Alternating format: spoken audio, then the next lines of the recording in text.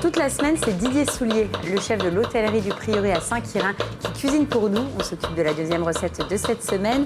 Donc on est resté sur une entrée fraîcheur, hein, une soupe de courgettes. Oui. Donc là, tu as coupé donc, ail, échalote, tu coupes la courgette. La courgette, je vais faire suer mon ail, mon échalote. Je vais cuire, je vais mouiller légèrement avec du fond blanc, Oui. un tout petit peu de vin blanc. On va laisser cuire, on va le mixer. Et après, on la dégustera Et bien après- froide, bien après, glacée. Bien glacée, bien froide. Donc on va passer sur le chaud. Une casserole assez grande. Plus la casserole est grande, mieux c'est. Donc dans le fond de ta casserole, un peu de matière grasse, Un huile peu d'olive. Je travaille énormément l'huile d'olive. Bah, c'est vrai qu'en ce moment, on abandonne le beurre pour l'huile d'olive. Oui. Donc échalote et ail que tu fais revenir. Échalote ail qu'on fait légèrement suer, oui. Donc on est sur une recette que tu prépares en amont. Qu'on prépare en amont et puis on est tranquille comme ça. Après, on peut la préparer et puis. On peut Oui, cuire puis ça. l'idée c'est de la cuire et qu'elle soit bien fraîche. Bien fraîche, oui. Donc la préparer quelques heures en avance.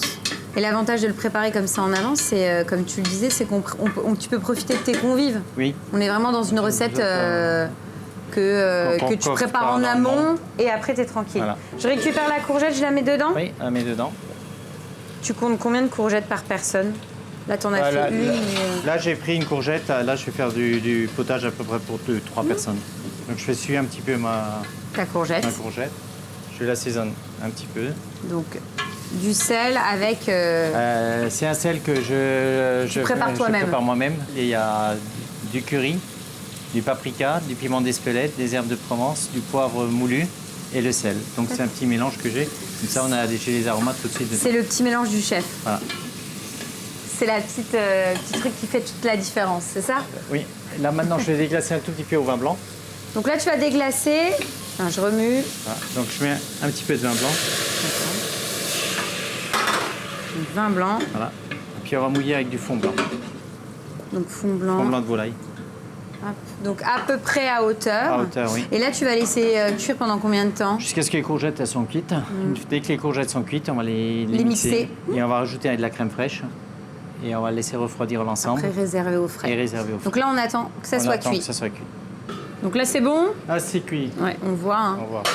On voit. Vu la couleur. Je vais mettre un petit peu de crème. Donc là, tu crèmes tout de suite. Je crème tout de suite. Et je vais mixer le tout. D'accord. Donc tu le mets dans ton blender, mixeur. Enfin voilà, l'idée c'est d'utiliser un appareil qui va te permettre de bien mixer. réaliser la soupe. Hop. Et après, La petite protection dessus. et on mixe le tout. Et on mixe le tout. Donc là, elle va prendre une belle. Alors, si jamais, on peut rajouter des pannes de radis pour la couleur. Ok, je les rajoute, je les tue avec. Non, je les mets comme ça Comme directement. ça. Mais par exemple, là, on peut le faire. J'en ai. D'accord. J'en ai. Si on peut le faire. Ah bah si tu veux, mets-en. Oui. Pour que Alors, qu'on voit la différence je vais montrer. d'ajouter effectivement des petites queues de radis. Bon, là, j'ai vite blanchi mes fans de radis. Oui. Donc, je les prends. Je les mets dedans. Grâce à ça, On aura on une va couleur vraiment avoir une couleur verte un peu plus vert. plus soutenue. Plus soutenu. Ah, c'est super, c'était la petite astuce. Et donc là, on mixe le tout. On mixe le tout. Monsieur aussi. C'est vrai. On voit déjà la Ah couleur oui, oui. tout ça. Oui, c'est vrai. Ah bah. Ah, c'est top, hein. C'est vraiment bien parce que Et là- c'est vrai que quand ils les avaient pas ajoutés, ah ouais, la couleur, elle est magnifique. Hein. Oh. Donc on avait préparé la soupe de courgettes un peu avant. Donc Oui, pour la laisser pour la laisser reposer. refroidir. Donc celle-là, on va la réserver. on va la réserver. Et toi, mais t'en as préparé on l'a d'avance. préparé d'avance et là on peut voir la différence de couleur. D'accord. Avec la fan de radis et sans la fan de radis. Ouais, c'est vrai que c'est vraiment après, top. Hein. Après, chaque personne fait comme elle a envie. Quoi. Bah, l'avantage, je trouve, d'utiliser les fans de radis, c'est que quand tu as des radis à la maison, au lieu de la jeter, bah, ça te permet de booster la couleur de ta petite soupe de courgettes. Donc c'est super. On est bon là? On dresse? On est bon, on va dresser après. Et on mange, et on goûte. Donc là, tu mets une belle cuillère de notre velouté, donc qui est bien frais. Donc on a prévu une petite garniture. Ah, Donc, tu rajoutes des petits morceaux. Donc là, on est sur de la courgette jaune courgette jaune que tu as coupée en brunoise. brunoise et que j'ai assaisonné légèrement avec un peu d'huile d'olive. D'accord. Pareil avec la verte. La verte, pour qu'on ait le craquant de la jaune et la verte. On retrouve la courgette et la mâche de la courgette. Et ensuite, donc là, c'est des petites lamelles de courgettes Lamelles de jaunes. courgettes. Et on met juste un tout petit peu Oh. d'aneth dessus. Super. Et on a un petit velouté, tout Top. terminé, fini. Bon, on est vraiment, c'est pareil, dans une recette très rapide. Ouais. Même le soir à la maison, on rentre, on le fait. Ça va très vite. Et ce que j'aime beaucoup dans ta recette, c'est le fait d'avoir utilisé là, les fans de radis. Je trouve ça vraiment Ouais. top. Donc courgettes jaunes. Courgette jaune, courgette Courgette, normale, assaisonnée légèrement avec un peu de sel et d'huile d'olive. Ouais. Et c'est prêt, on va goûter. On va voir ce que ça donne. On va goûter.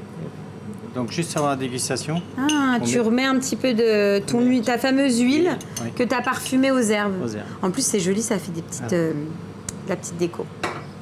Tiens. Ah bah t'en as et une. on y va. On y va, on goûte.